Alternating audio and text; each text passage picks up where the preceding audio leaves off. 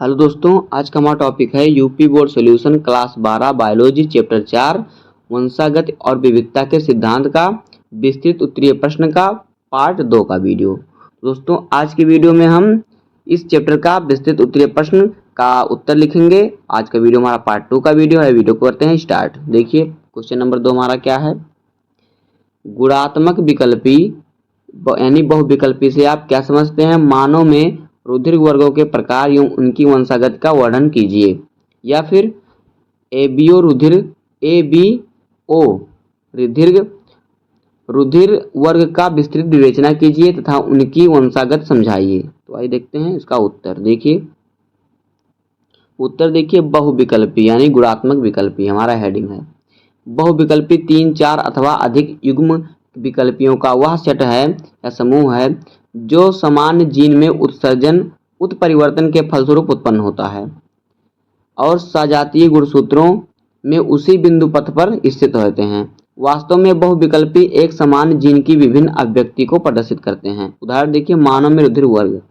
मनुष्य में रुधिर वर्गों की वंशागत बहुविकल्पता का उदाहरण है। मनुष्य की आबादी में 4 प्रकार के रुधिर ए बी फिर ए बी और ओ पाए जाते हैं। इनकी खोज कार्ल लैंडस्टीनर ने 1902 ईस्वी में की थी। रुधिर वर्गों का वर्गीकरण आरबीसी-एस की कोशिका कला पर स्थित विशेष प्रोटीन पदार्थ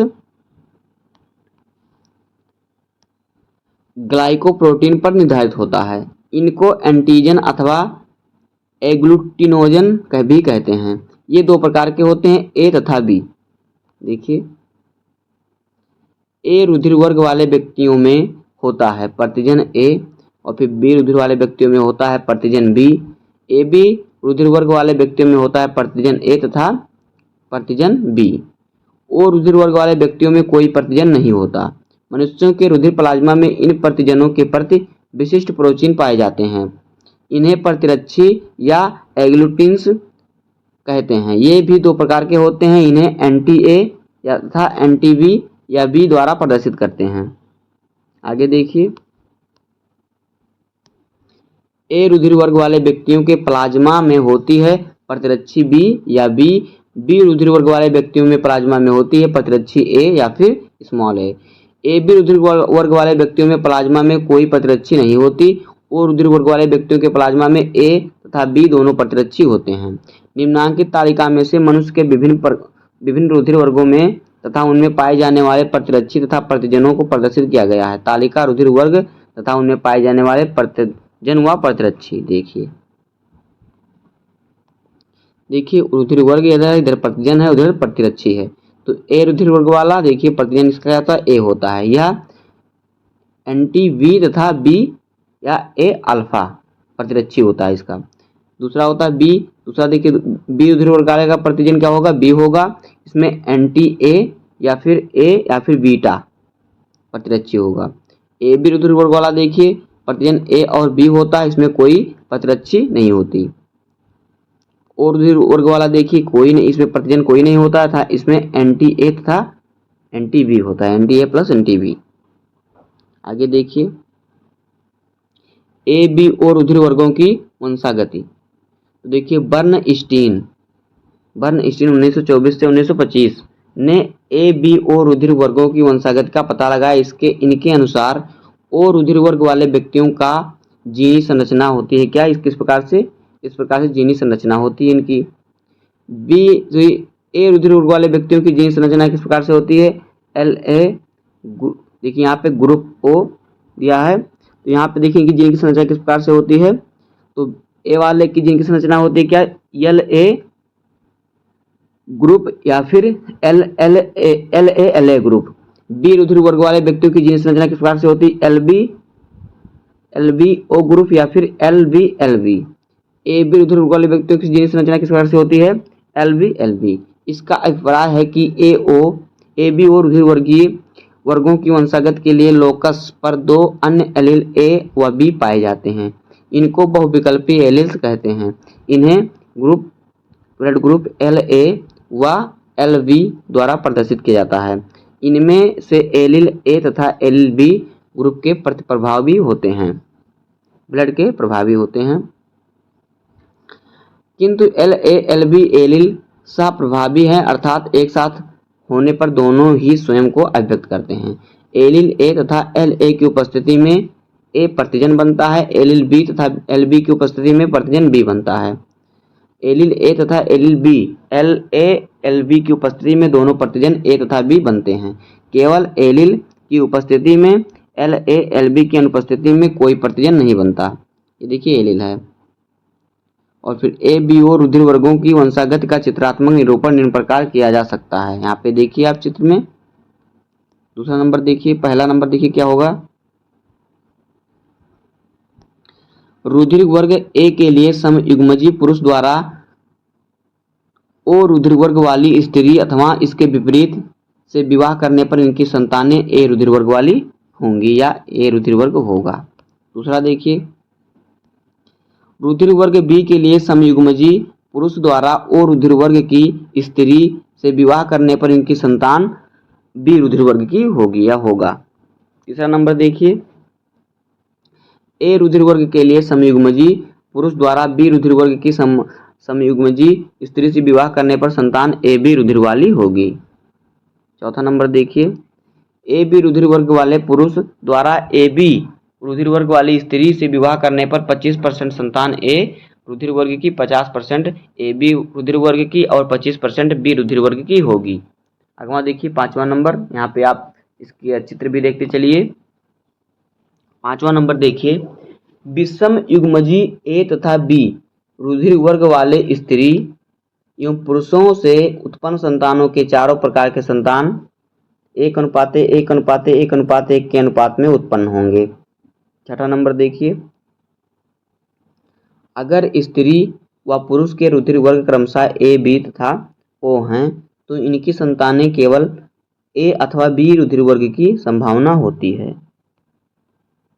प्रश्न संख्या 3 देखिए, लिंग सहलग्न लक्षण से आप क्या समझते हैं? मनुष्य में किन्हीं दो लिंग सहलग्न लक्षणों की वंशागति का रेखांकित चित्रों की सहायता से कीजिए। लक्षणों का वंशागत का करना, वर्णन करना है। या फिर लिंग सहलग्न वंशागति क्या है?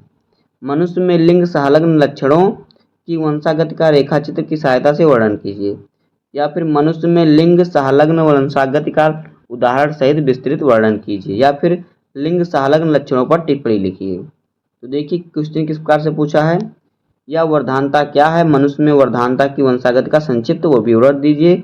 या फिर लिंग लक्षण, लिंग सहलग्न लक्षण किसे कहते हैं? लिंग प्रभाविता और लिंग सीमित लक्षणों के उदाहरणों सहित अंतर बताइए। मनुष्य में किसी एक लिंग सहलग्न लक्षण की वंशागति का वर्णन कीजिए। तो देखिए इसका उत्तर किस प्रकार से होगा। हेडिंग हमारा है लिंग सहलग्न लक्षण तथा इनकी वंशागति। तो देखिए इसका उत्तर, प्रायः लिंग गुणसूत्रों पर लक्षणों के जीन्स होते हैं जिनका संबंध लैंगिक गुणों से होता है। ये जीन्स ही जंतु में लैंगिक दुरूपता के जिम्मेदार होते हैं। फिर भी जंतुओं का यह गुण अत्यंत जटिल तथा व्यापक होता है। इसे निर्मित करने के लिए अनेक ऑटोसोमल जीन्स भी प्रभावी होते हैं। दूसरी ओर लिंग गुणसूत्रों पर कुछ जीन्स लैंगिक लक्षणों के अतिरिक्त अन्य लक्षणों वाले भी अर्थात कायिक या दैहिक लक्षण वाले भी होते हैं। ये लिंग सहलग्न जीन्स कहलाते हैं जो लिंग सहलग्न लक्षण उत्पन्न करते हैं। इनकी वंशागति लिंग सहलग्न वंशागति अथवा लिंग सहलग्नता कहलाती है। मनुष्य में इस प्रकार के लगभग 120 लक्षणों की वंशागति पाई गई है। देखिए, मनुष्य में लिंग निर्धारण करने वाले गुणसूत्र X तथा Y गुणसूत्र कहलाते हैं। यद्यपि इनकी संरचना में भिन्नता दिखाई देती है, फिर भी वर्तमान जानकारी के अनुसार इन गुणसूत्रों में कुछ भाग समजात होता है जो अर्धसूत्री विभाजन के समय सूत्र युग्मन करते हैं, अन्यथा शेष भाग असमजात होता है। उपयुक्त आधार पर लिंग सहलग्न लक्षण 3 प्रकार के होते हैं। नंबर 1 देखिए, X सहलग्न लक्षण। X गुणसूत्रों के असमजात खंडों पर इनके लक्षणों के जीन्स स्थित होते हैं। Y गुणसूत्र पर इनका युग्म विकल्पी नहीं होता। वंशागति में ये लक्षण पुत्रों को केवल माता से तथा पुत्रियों को केवल पिता से दोनों से प्राप्त हो सकते हैं। इन्हें डाइडिंग लिंग सहलग्न कहा जाता है, जैसे वर्धानता, रतौंधी तथा हीमोफीलिया। दूसरा नंबर देखिए, Y सहलग्न लक्षण। इसके जीन्स वाई गुणसूत्र के असमजात खंडों पर स्थित होते हैं। इस प्रकार सहयोगी एक्स गुणसूत्र पर इनके एलील्स नहीं पाए जाते, अतः प्रत्येक संतति में पिता से केवल पुत्र तक ही जाते हैं। इन्हें होलैंडुक लिंग संलग्न गुण भी कहते हैं। इनकी वंशागत को होलैंडुक वंशागत कहा जाता है। उदाहरण के लिए कर्ण पल्लवों की हाइपरट्राइकोसिस, ये क्या है, एक प्रकार का रोग है। अगला प्रश्न देखिए, अगला नंबर देखिए, तीसरा, एक्स वाई संलग्न लक्षण। इनके जीन्स एलील्स के रूप में एक्स एवं वाई गुणसूत्र के समजात खंडों पर स्थित होते हैं, अतः इनकी वंशागत पुत्रों एवं पुत्रियों के सामान्य ऑटोसोमल लक्षणों की भांति होती है। इन्हें अपूर्ण लिंग संलग्न लक्षण भी कहा जाता है। आगे देखिए, लिंग प्रभाविता लक्षण। हमारा क्या है, लिंग प्रभाविता लक्षण। तो देखिए, मानव के कुछ ऐसे लक्षण भी होते हैं जिनके जीन तो ऑटोसोम पर होते हैं, परंतु विकास व्यक्ति के लिंग पर प्रभावित होता है। दूसरे शब्दों में, पुरुष और स्त्री में जीन रूप समान होते हुए भी दृश्य रूप भिन्न होते हैं। मानव में गंजापन काफी होता है। यह विकिरण तथा थायराइड ग्रंथि की अनियमितताओं के कारण भी हो सकता है। जो मनुष्य में गंजापन होता है, जल्दी से बाल झड़ जाते हैं, वो किसके कारण होता है, थायराइड ग्रंथि की अनियमितताओं के कारण होता है। और अनुवांशिक भी, अनुवांशिक गंजापन एवं ऑटोसोमल एलील जीन जोड़ी बी पर निर्भर करता है। समयुग्मजी अर्थात होमोजाइगस प्रबल जीन रूप वी हो तो गंजापन पुरुषों और स्त्रियों दोनों में विकसित होता है, लेकिन विषम युग्मजी अर्थात हेटेरोजाइगस जीन स्वरूप बी होने पर यह स्त्रियों में नहीं केवल पुरुषों में विकसित होता है, क्योंकि इस जीन रूप में इसके विकास के लिए नर हार्मोन्स का होना आवश्यक होता है। समयुग्मजी अर्थात होमोजाइगस सुप्त जीन रूप बी में गंजापन नहीं होता। आगे देखिए, लिंग सीमित लक्षण। ऐसे अनुवांशिक लक्षण के जीन्स भी ऑटोसोम में होते हैं। इनकी वंशागत समान मेंडेलियन पद्धति के अनुसार होती है, लेकिन इनका विकास पीढ़ी दर पीढ़ी केवल एक ही लिंग के सदस्यों में होता है। गाय, भैंस आदि का दूध श्रावण, भेड़ों की कुछ जातियों में केवल नर में सींगों का विकास, मानव में दाढ़ी, मूछ आदि लक्षण ऐसे होते हैं। प्रायः 2 प्रकार के लिंग संलग्न रोगों का अध्ययन भली भांति हुआ तथा इनकी वंशागत इस प्रकार से होती है। उदाहरण देखिए, वर्धानता की वंशागत। वर्धानता से पीड़ित व्यक्ति प्रायः लाल व हरे रंग में अंतर नहीं कर पाता, अतः इस रोग को लाल हरा अंधापन भी कहा जाता है। प्रोटॉन दोष अथवा डाल्टनिज्म इस रोग के अन्य नाम हैं। इस रोग के कारण चित्रकार, पेंटर, वाहन चालक आदि अत्यधिक कठिनाई का अनुभव करते हैं। इस रोग का जीन अप्रभावी होता है तथा लिंग गुणसूत्रों से एक्स गुणसूत्र पर स्थित होता है।